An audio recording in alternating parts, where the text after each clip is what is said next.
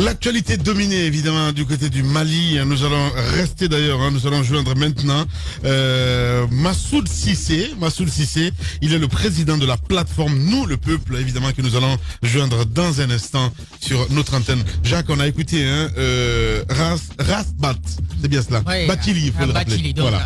Avant lui, on avait écouté aussi cet acteur politique donc de l'URD. Ce qu'il faut comprendre nettement, c'est qu'il y a une radicalisation, une envie de radicalisation du mouvement. Ouais. Parce qu'on sent à quelque part que le président est affaibli. Ouais. Il est en train d'aller vers dos au mur. Donc on veut mettre la pression. Au lieu donc de s'ouvrir pour discuter de la question, on veut profiter de ce temps de faiblesse pour finalement, si vous voulez, en finir avec lui. Je ne sais pas si ils iront jusqu'au bout, parce que ce n'est quand même pas, comme on le dit, tout le peuple malien qui s'exprime, même si c'est une frange importante du peuple malien. Ouais. Mais il y a quand même ces quelques Maliens qui croient encore en lui. Et il ne faut pas oublier qu'il y a toujours l'armée, quoi qu'on dise, si elle entoure encore un dirigeant, ce n'est pas facile de le faire partir comme on est en train de le penser. Ouais. Rasbat a évoqué un aspect tout à l'heure là qui pourrait être un pan de la solution, parce qu'il y a un problème avec la Cour constitutionnelle et le président de l'Assemblée nationale. D'abord, on pense que le président il a été repêché parce que selon les résultats provisoires des dernières élections législatives, ce monsieur a perdu les élections dans la capitale et il est élu du parti, du président de la République. Donc c'est le résultat provisoire donné par l'une des institutions en charge de l'organisation des élections, c'est le ministère de l'administration du territoire et de la décentralisation. Il a été repêché par la Cour constitutionnelle. Du coup, il y en a qui pensent aujourd'hui, des acteurs de la société civile, notamment M. Chérif Aïdara, qui a fait 4 propositions, peut-être certainement on va l'entendre. Ils ont proposé par exemple que le président de la République accepte de dissoudre l'Assemblée nationale, de dissoudre la Cour constitutionnelle. Donc, inéluctablement, on va vers une transition et le président, certainement, va être isolé par sa famille politique et tout ça. Et ensuite, on engage une transition pour les 3 ans restants. Ça fait partie, entre autres, de ces solutions. Ouais. Allez, nous repartons du côté du Mali. Massoud Cissé en direct ce matin chez les GG. Les grandes gueules. Allez, qui est parti, mon cher Mohamed, donc on l'a perdu. Alors, Massoud Cissé, il dirige une plateforme qui devrait organiser une contre-manifestation en prélude de ce qui est prévu, parce que eux, ils veulent sauvegarder, selon ce qu'ils disent, les acquis institutionnels et surtout démocratiques du Mali. Donc pour eux, il n'est pas question qu'on revendique contre le président, enfin, qu'on revendique la démission du président de la République. Mais ils ont annulé leur manifestation pour 2 raisons. On évoque d'un camp, on dit effectivement que c'est pour ne pas que les fils du Mali, comment dirais-je, s'affrontent, justement, les fils du Mali s'affrontent entre eux, mais d'autre part, c'est qu'on doute de la capacité de mobilisation des organisations qui sont autour de la mouvance. À ce point, mais on a vu quand même justement, la dernière sortie. Donc c'est pourquoi il serait intéressant de l'interroger, savoir effectivement pourquoi ils ont annulé cette contre-manifestation et du coup d'ailleurs, cette manifestation devrait servir à quoi aujourd'hui. Alors, il y a aussi un fait. Je pense qu'avec de l'argent, ils sont même capables de faire sortir la moitié de ceux qui étaient dans la contestation la semaine dernière. L'argent fait beaucoup de choses. Ensuite, ce qu'il ne faut pas oublier, c'est que il y a une sorte de géopolitique, géostratégie qui pourrait donc influer sur les décisions qui sont aujourd'hui prises par le mouvement de contestation. Le Mali, IBK et tout cela, c'est quand même un pays qui est en guerre. Ce sont des intérêts français surtout qui sont dans le pays. Il y a des forces extérieures qui sont également au nord du Mali, dans le Bourbier, qui sont en train de combattre.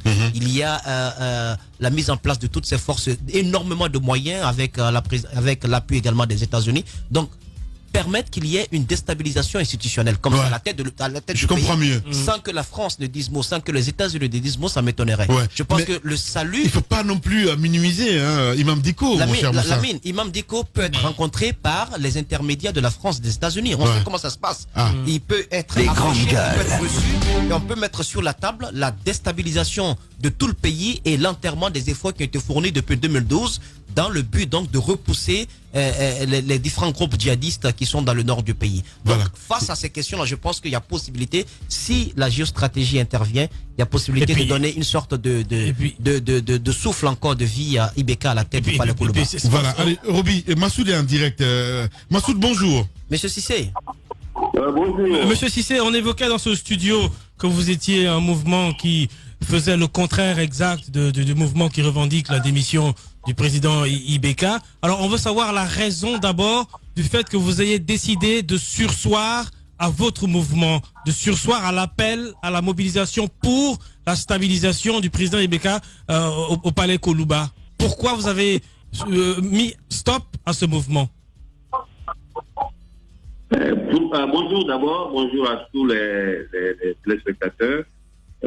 Pourquoi déjà je veux présenter notre plateforme qui est une plateforme qui regroupe la société civile, des partis politiques et des associations religieuses. Cette plateforme est née lors des frustrations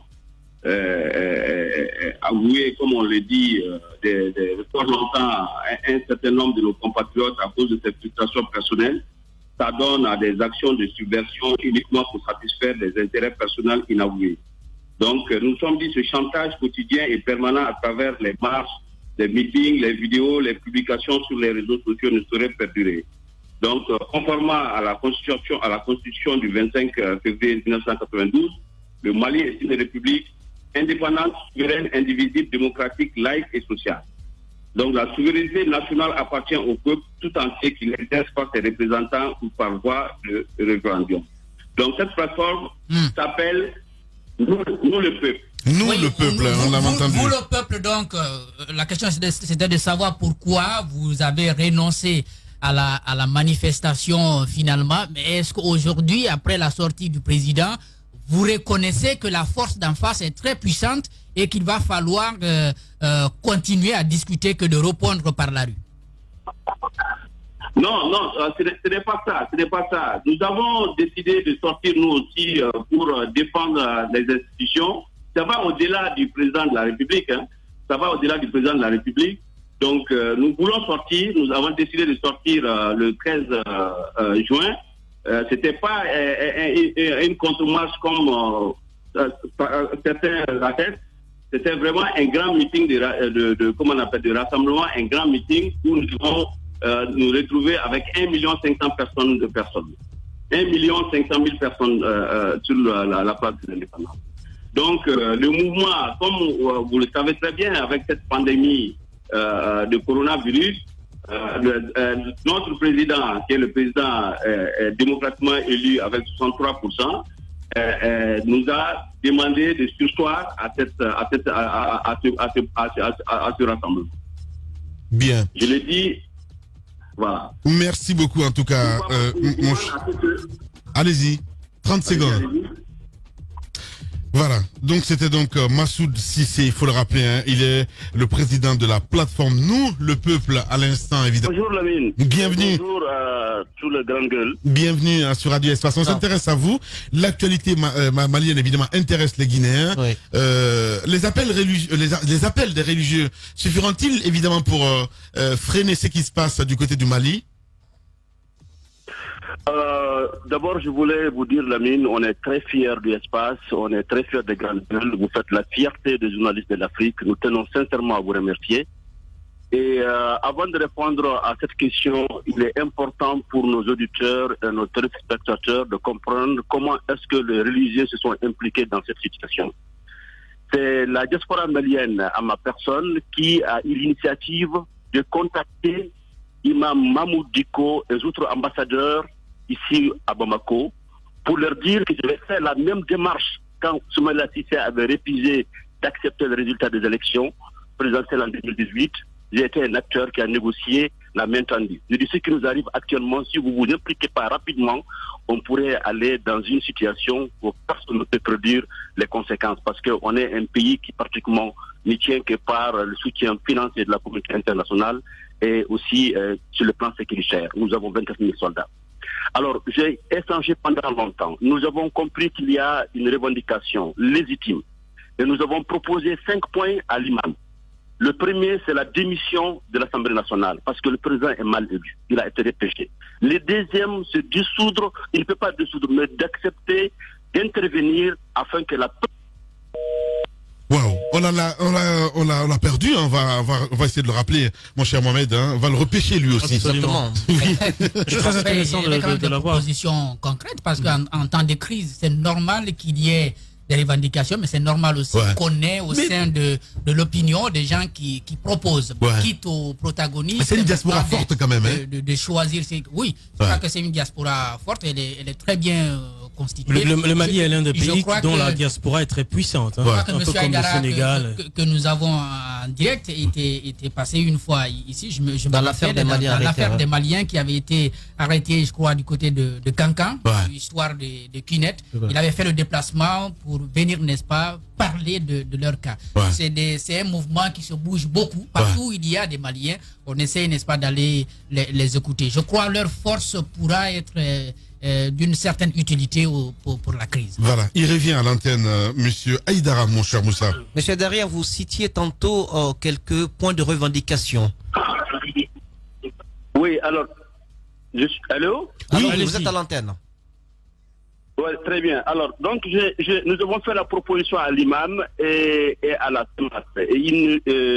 Ces propositions étaient très bien appréciées, mais ils doutaient de la sincérité du chef de l'État à les appliquer.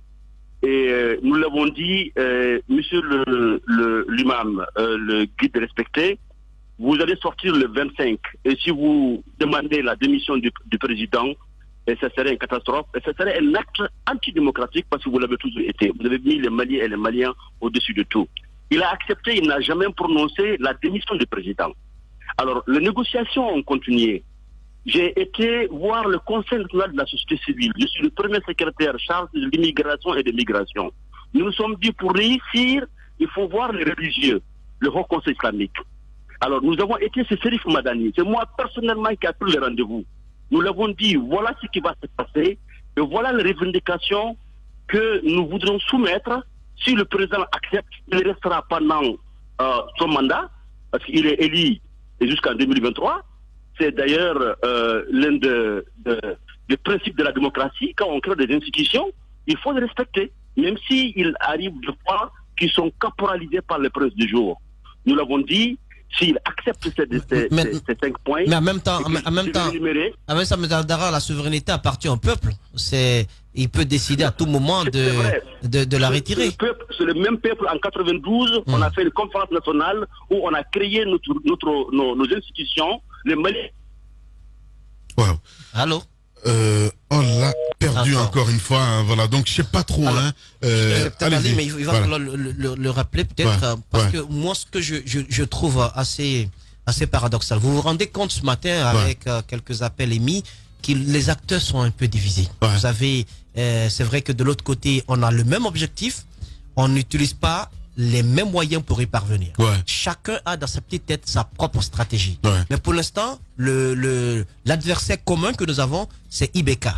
IBK, donc on finira d'abord, si on réussit à le faire partie, ensuite, chaque acteur voudra mettre en application sa propre stratégie. Et c'est là où le Mali risque de tomber dans un scénario assez inquiétant. C'est pourquoi je pense qu'il va falloir quand même prendre le soin de faire de telle sorte qu'il n'y ait pas un chaos total à la tête du pays. Tu sais, que ce soit un départ en douce s'il y a départ, ou que ce soit une négociation également en douce pour permettre que tout ne tombe pas après IBK. C'est un peu parce que de l'autre côté vous êtes acculé, vous avez un bourbier qui n'en finit pas depuis 2012. Vous avez un peu vers le centre des affrontements entre les différentes communautés qui ne sont pas complètement résolus.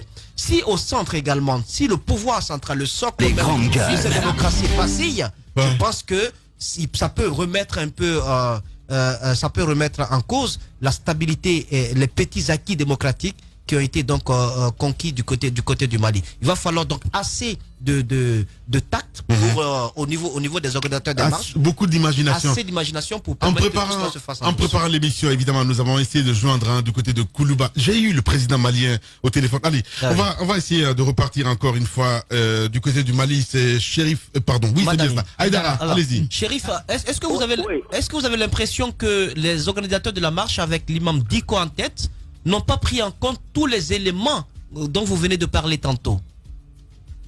Non, ça a été pris en compte. Je vais vous faire des révélations comme vous le faites souvent, Monsieur Colombo, à l'Espace TV. On vous suit tous les jours. Et ce qui s'est passé entre-temps, quand on a transmis les messages au Haut Conseil islamique pour réunir l'Église catholique et les religieux de jouer leur rôle, nous avons fait un communiqué. Le Haut Conseil islamique a fait un communiqué. Il est important de signaler le Haut Conseil islamique est membre de la Conseil national de la société civile au Mali. Nous avons dit on ne peut pas avoir deux communiqués différents, ça doit être le même contenu. Et entre-temps, le mouvement s'est allergi et les membres de mouvement présidentiel EPM, vous m'entendez? Oui, vous êtes à l'antenne. Très bien. Alors, EPM a décidé de sortir pour démontrer que le président est soutenu. Nous avons demandé à Serif Madani d'intervenir auprès du président, ce qu'il a fait, pour lui dire d'arrêter cette marche pour donner la chance de la négociation que nous avons entamée de réussir. Et je peux vous dire, aujourd'hui, le fait que cette marche a été annulée a beaucoup servi. Le président Alpha Condé a appelé Imam Mamoudou Diko pour lui dire d'accepter, d'aller voir le général Moussa Traoré. Mamoudou Diko a été voir Moussa Traoré. Ibeka y était. Ses enfants y étaient. Le premier ministre y était. Et il lui a dit ce qu'il pense directement vis-à-vis. C'est cette rencontre-là que ce que vous avez dit à la télé hier et le discours que le président a tenu. Moi-même, j'étais à Koulba hier. Donc, Koulba nous a convoqués avec les religieux et la société civile. Cependant, que c'est une démarche que le CSM a négociée, ce ne sont pas les religieux. On nous a amenés hier pour, si vous voulez, une mise en scène, comme quoi les revendications qui ont été mises sur la table, qui est la démission de la Cour constitutionnelle, la démission de l'Assemblée nationale, la démission de la présidente de la Cour constitutionnelle, et paiement de toutes les revendications sociales qui sont à 180 milliards, y compris l'application de l'article 39 pour les enseignants, un gouvernement d'union nationale qui ne dépassera pas le 25 comme nous l'avons demandé et que ça a été retenu dans les résolutions de la DNI. Ce gouvernement ne doit pas être dissous jusqu'en 2023.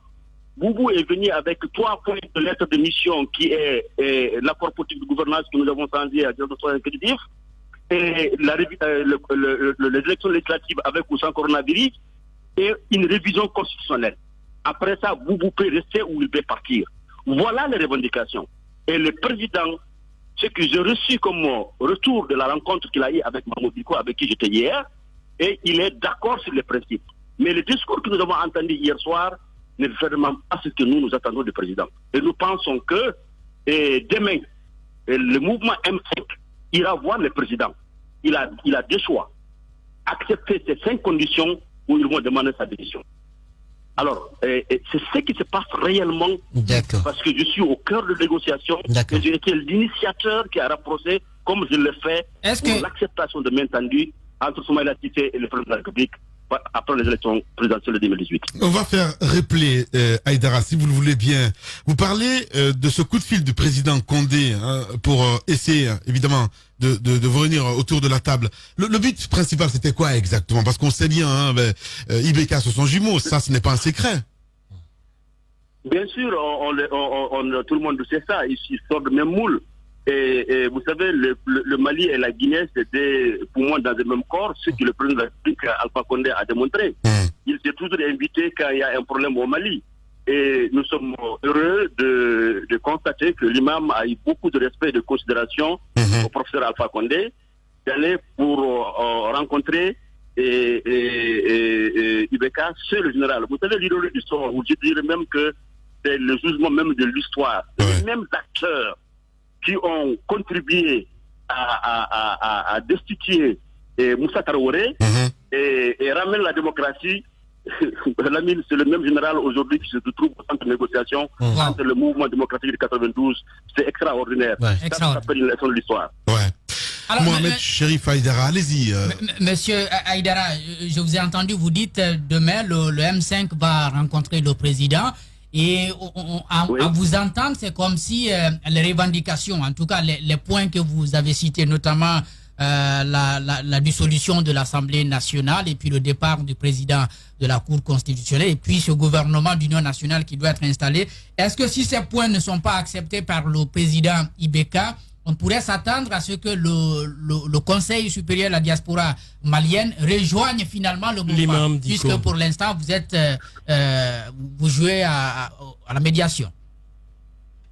Je suis membre de la CEMAS. moi, personnellement, je suis un hamaliste et je suis sympathisant de Imam Mahmoud Dicko. Ouais.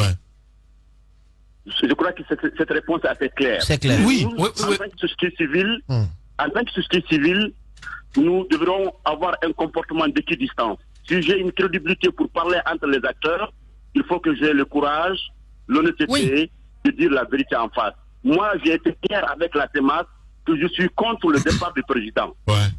Vous êtes contre la démarche de Mahmoud Dicko, c'est ce que vous dites? Non, et qu'il est contre le départ du président. Oui, non. Mahmoud Dicko défend l'intérêt de la nation. Il ne défend pas un intérêt personnel, Mahmoud Dicko. Oui, mais il conduit un mouvement qui demande le départ du président. Justement. Donc, ça veut dire... Il n'y a aucune raison. Non, il n'a pas demandé. Mahmoud Dicko, jusqu'à aujourd'hui, n'a jamais ouvert sa bouche pour demander le départ du Oui, mais président. il soutient un mouvement. Oui, mais le mouvement pour la prochaine manifestation, c'est dans le but de demander le départ du président de la République. Il y a un peu amalgame. Non, ce n'est pas du tout un amalgame. Nous avons élaboré des points. Ouais. Nous les avons soumises, qui sont cohérents et corrects. On ne peut pas quand même avoir un président et repêcher. Il se retrouve un défense constitutionnel dans un pays. Mais c'est pas possible. Donc c'est clair. Il a la solution aujourd'hui, le président. D'accord. Et si il veut sauver ce pays, ce qu'il faut faire, donc, c'est l'Assemblée. Ouais. Et demander à Manassar de démissionner parce qu'on ne peut pas l'obliger à démissionner. C'est ça la beauté même d'une démocratie. Manassar, c'est le président de la Cour constitutionnelle. D'accord. Est-ce que, puisque vous êtes au cœur des négociations, qu'est-ce qui est dit au sujet du principal opposant à IBK, Soumaïla Cissé? Alors, j'ai été également la personne qui les a contactés à mon retour. Soumaïla a été arrêté le 25. Moi, j'étais au centre. Je suis resté pendant 15 jours, non 13 jours pour comprendre ce qui se passe. Ouais. Je l'ai compris. Ils m'ont dit, je parle de la viscère, parce que quand on me dit on ne sait pas qui les a, c'est pas vrai. Nous savons exactement qui a pris Soumaïla, nous savons là où il se trouve, il va très bien, nous savons qui tire le ficelle et qui peut le libérer. Je suis venu à Bamako, j'ai été voir le gouvernement. Je dis bon, je viens avec un message. Les rédacteurs disent que si c'est Imam Mahmoud Dicko qui négocie ou son équivalent, ils sont prêts à écouter. Le gouvernement m'a dit, Chérif, nous avons des difficultés avec Imam Mahmoud Dicko actuellement, parce que depuis sa sortie, il a parlé de blindé en carton, on ne communique plus avec lui. J'ai dit, ça c'est l'intérêt national suprême de la nation, parce que c'est le chef de l'opposition, et c'est souvent l'activité. Je dis, si vous me permettez, moi je vais aller le demander. Ils me disent, va demander à Mahmoud Dicko, est-ce qu'il acceptera qu'on le mette en mission? J'ai été voir Mahmoud Dicko. Je lui ai dit, il dit, Chérif, c'est mon frère.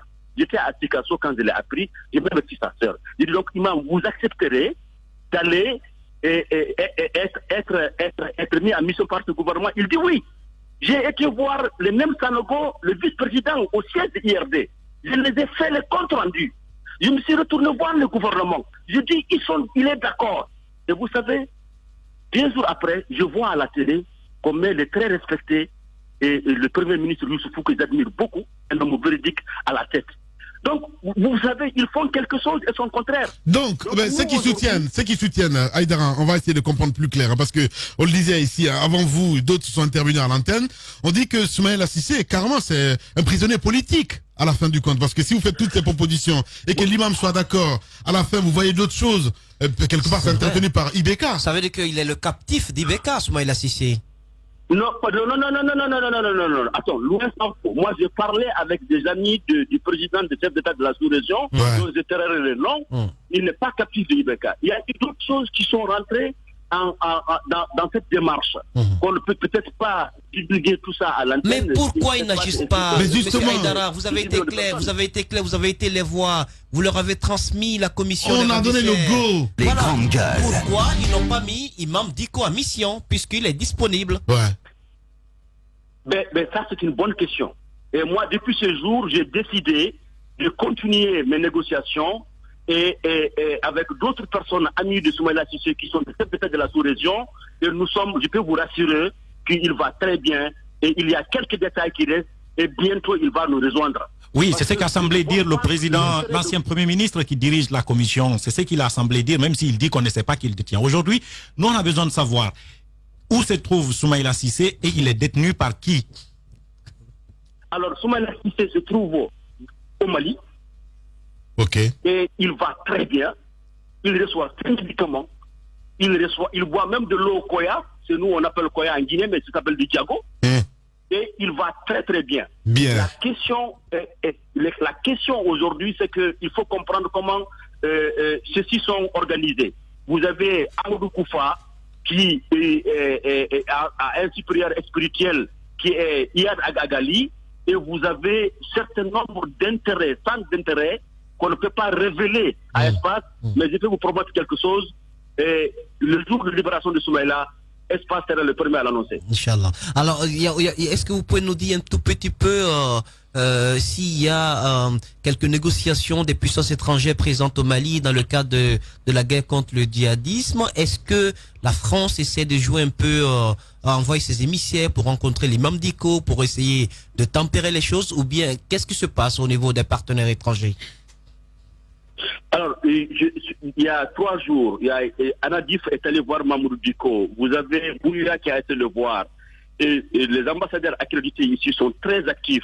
Notre ambassadeur, l'ambassadeur de France, je voulais dire, et celui des États-Unis et de l'Union européenne, ils sont très concernés par ce qui se passe actuellement. Et Moussa Moïse, nous avons 29 615 soldats étrangers au Mali. Et la communauté internationale dépense $1 milliard par an au Mali. Il y a eu le contingent le plus meurtrier de l'histoire du Mali et des Nations Unies, je voulais dire. 157 soldats des Nations Unies sont morts au Mali. Vous avez 700 millions d'euros dépensés par la communauté européenne. Vous avez 56 soldats français qui sont morts. Si jamais ce régime la part comme ça, c'est l'échec de la communauté internationale et personne ne voudra encore une communauté internationale chez lui pour régler quoi que ce soit. Parce qu'ils sont venus, on n'avait que des problèmes au nord, aujourd'hui au centre, moi sur le centre, on ne peut pas aller. Le président de IRD, le chef de file de l'opposition, qui va en campagne et à lever chez lui pendant qu'ils sont là. Si jamais on ne trouve pas une solution, nous dirons purement et simplement, écoutez, merci, rentrez chez vous, sauvez les vies qui sont en train de mourir pour nous et pour rien. Merci beaucoup en tout cas, mon cher Aïdara, d'avoir accepté notre invitation ce matin du côté du Mali. Merci beaucoup. Les GG continuent sur Radio Espace. L'idée des grandes gueules n'est pas d'être un petit village dans sa fierté face à tous les autres journalistes qui auraient renoncé. Ce que de plus, nous ne croyons pas. Notre idée est plutôt de faire école, d'aider tout le monde et de constituer un laboratoire utile à tout le monde. Ici commence l'actualité de la Guinée. Bienvenue chez les GG.